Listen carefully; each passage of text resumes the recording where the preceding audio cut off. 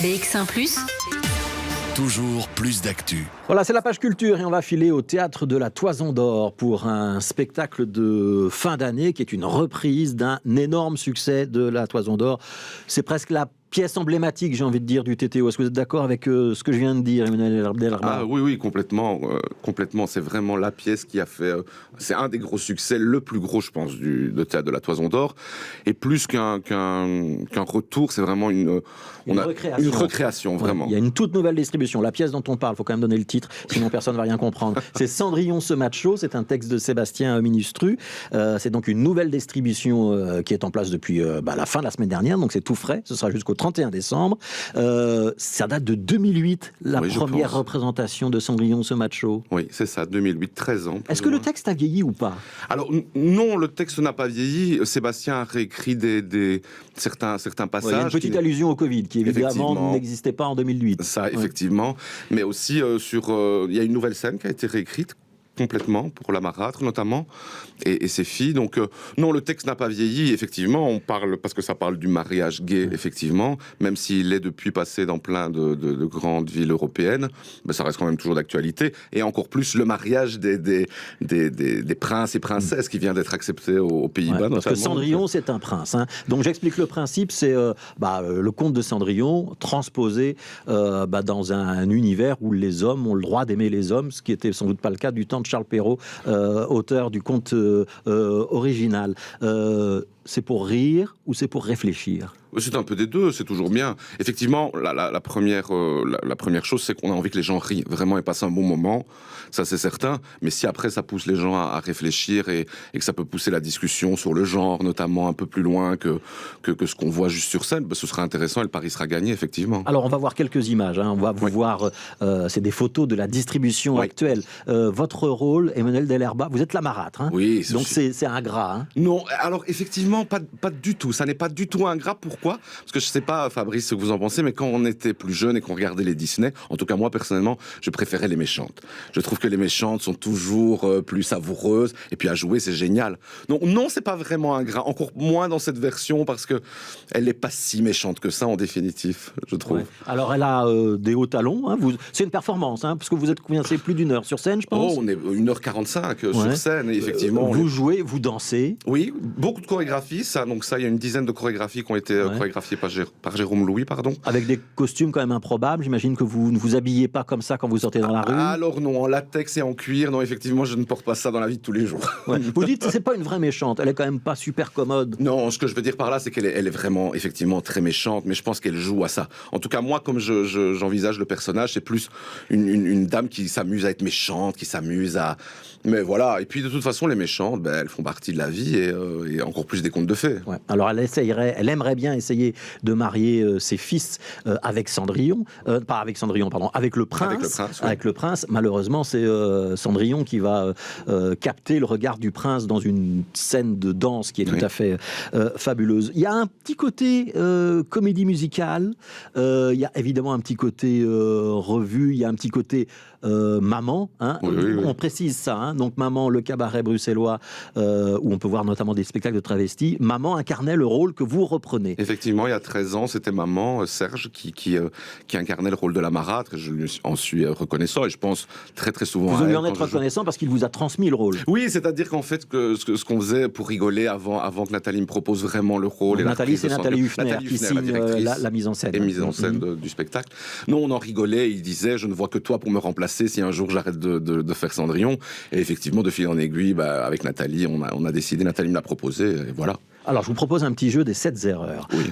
On va regarder une vidéo. C'est peut-être pas la distribution initiale, parce que le spectacle a quand même tourné très très longtemps, depuis 2008, vous imaginez, mais c'est un spectacle qui date d'il y a déjà plusieurs années, et on va retrouver Emmanuel Delarbas après. Il va devoir nous dire qui est encore ou pas dans la pièce. Il était une fois dans un royaume imaginaire et lointain, mais alors très, très lointain, un beau prince qui voulait se marier et qui n'avait toujours pas trouvé chaussure à son pied. Bon, bien sûr, il avait, comment dire, un genre, mais moi j'aime assez bien.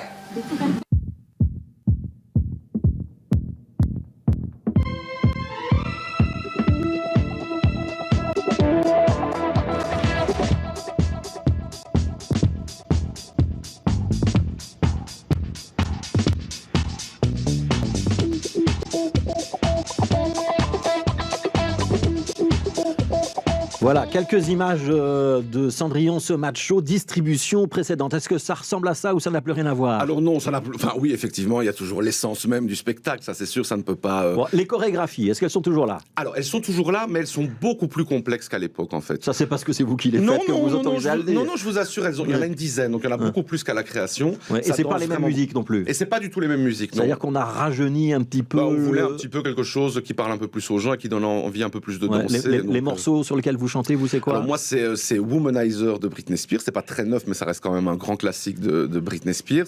Il y a Clara Luciani, il y a l'Erita Mitsuko, il y a même du RuPaul, qui est un chanteur d'une émission de drague très connue dans le monde. Donc, mais effectivement, il y a beaucoup plus de danse. Les comédiens, il y a une version de Lolita qui n'est pas celle qu'on connaît forcément. Non, c'est pas la version qu'on connaît d'Alizée, donc ça, je laisse la surprise pour les gens qui viendront voir, mais c'est assez différent et le moment est assez beau d'ailleurs dans le spectacle. Mais sinon, je regardais les images et effectivement, il y a Jean-François Breuer. Alors, ceux qui sont restés, Jean-François Breuer et Antoine lisait l'introduction. Oui, il est toujours là. Oui, il joue le narrateur et le styliste. Ouais. Et il est toujours là, il a un peu vieilli quand même, je vois sur les images, je lui fais coucou en passant, il sera content que je lui dise. Et Antoine Guillaume qui lui joue le prince. Qui joue le prince, oui. Qui joue magnifiquement bien le prince. Oui. Et alors on a un nouveau Cendrillon. Oui, Jérémy Zagba. Il est canon le nouveau. Il faut qu'il soit un canon le Cendrillon. Non, pas du tout. Là, il s'est avéré que le choix s'est posé sur Jérémy Zagba, qui est un super comédien. Et effectivement, ça ne gâche rien le fait qu'il soit très beau et sexy. Mais bon, ça permet d'être plus crédible dans le rôle. C'est pas pour ça qu'on l'a choisi. Je vous rassure, je le rassure lui aussi. Alors, je voudrais qu'on va revoir quelques images parce que on parle de l'ambiance, on parle des chorégraphies. Je voudrais qu'on parle des couleurs et qu'on parle des costumes parce que c'est pas n'importe qui signe les costumes. C'est Didier Vervaeren. Didier Vervaeren, qui avait déjà travaillé sur la création de Cendrillon. Ce qu'il a voulu vraiment dans cette nouvelle version, c'est de travailler le color block chez tous les personnages. Donc vous êtes en noir. Moi, je suis en noir, effectivement. Le styliste, il est plutôt en fuchsia. Oui, du rose. Ça, je suis sûr qu'il ne serait pas d'accord sur fuchsia. Non, ça, il vous engueulerait sûrement, Fabrice. Mais non, c'est toutes des tonalités de rose différents. La marraine est en jaune, l'attaché de presse du palais en vert. Effectivement, et si vous regardez bout à bout toutes ces couleurs, en fait, c'est des couleurs qu'on retrouve dans le drapeau gay, effectivement, le drapeau LGBTQIA+.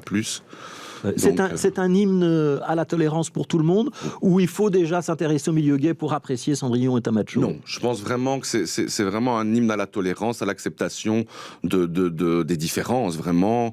Là, on parle beaucoup du genre, parce qu'effectivement, mes filles sont jouées par des garçons, par moments elles sont en garçon, par moments elles sont en filles. Donc effectivement, non, c'est une pièce qui peut être vue par tout le monde, il ne faut pas avoir de prérequis.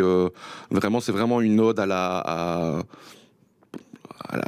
différence, à la tolérance. Et aussi à la tolérance de toutes les formes d'homosexualité. Il y a un personnage à un moment qui dit, mais je pense que c'est pas le prince d'ailleurs, qui dit à un moment, il faut pas être trop homosexuel, il faut pas paraître trop homosexuel. Ça veut rien dire, ça. Ça ne veut rien dire, mais en même temps, c'est parfois ce qu'on entend. Il y a parfois des homosexuels qui ne se retrouvent pas dans les images qu'on peut voir, effectivement. Qui sont parfois un petit peu caricaturales. Oui, qui sont un peu caricaturales, mais qui existent et qui font partie ça s'appelle la diversité. Voilà, de la diversité, et ça, on ne peut pas le nier, effectivement.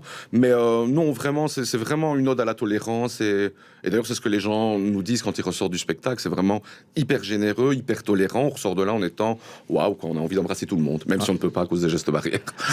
Oui, il faut se calmer un petit peu pour l'instant. C'est du mercredi au samedi. Oui. C'est jusqu'au 31 décembre. Oui. C'est-à-dire que vous allez passer le réveillon sur scène. Sur scène. Ouais. Sur scène. Les deux premiers, il y a eu deux représentations. Je pense la semaine dernière. Oui, trois.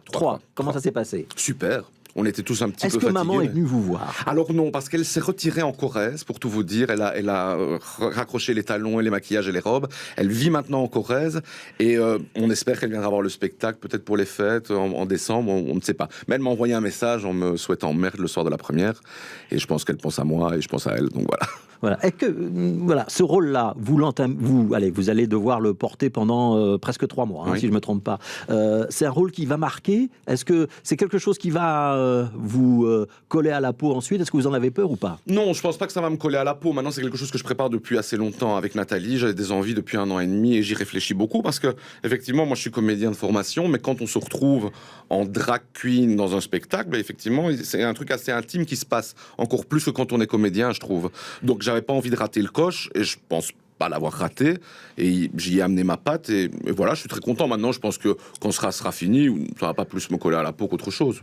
C'est quoi la scène la plus dure dans Cendrillon ce macho? Oh, c'est la scène de la chorégraphie. Enfin non, en fait, c'est la scène qui suit la chorégraphie. Parce qu'il y a plusieurs chorégraphies. Oui. À un moment, après le Britney Spears, pardon, j'enchaîne directement sur une scène de jeu où je parle beaucoup.